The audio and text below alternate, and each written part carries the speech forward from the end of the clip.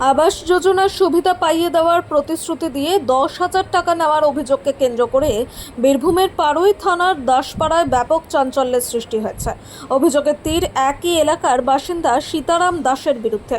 অভিযোগকারী বাকারাম দাসের দাবি, তাকে আবাস যোজনার ঘর পাইয়ে দেওয়ার আশ্বাস দিয়ে সীতারাম দাস 10,000 টাকা নিয়েছিলেন, কিন্তু দীর্ঘ সময় পেরিয়ে গেলেও তিনি কোনো সরকারি সুবিধা পাননি।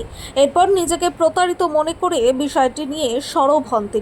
সোমবার বাকারাম দাস কয়েকজন গ্রামবাসীকে সঙ্গে নিয়ে পাড়ুই থানায় লিখিত অভিযোগ দায়ের করেন। অভিযোগ সামনে আসতেই এলাকা জুড়ে ব্যাপক আলোচনা শুরু হয়েছে।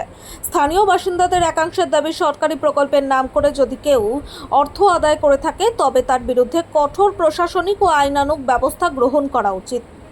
ঘটনার জেরে এলাকায় উত্তেজনার পরিবেশ তৈরি হলেও পরিস্থিতি বর্তমানে নিয়ন্ত্রণে রয়েছে বলে জানা গেছে। পাড়ুই থানার পুলিশ অভিযোগ গ্রহণ করে তদন্ত শুরু করেছে। পুলিশ সূত্রে খবর, অভিযোগের সত্যতা যাচাই করে প্রয়োজনীয় আইনানুগ পদক্ষেপ নেওয়া হবে। সরকারি প্রকল্পের সুবিধা পাইয়ে দেওয়ার নামে অর্থ লেনদেনের অভিযোগ সামনে আসায় গোটা ঘটনাকে ঘিরে নতুন করে প্রশ্ন উঠতে শুরু করেছে এলাকায়। এখন তদন্তের ফলাফলের দিকেই তাকিয়ে রয়েছেন স্থানীয় বাসিন্দারা।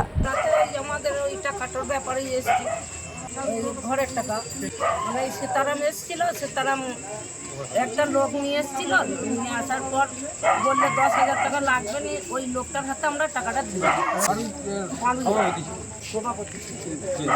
থানাতে আমি এসেছি, আমি সীতারাম, আমার একটা ছেলে এসেছিল, সেই ছেলেটাকে আমি 10,000 টাকা দিই। সীতারাম চলে গেছে।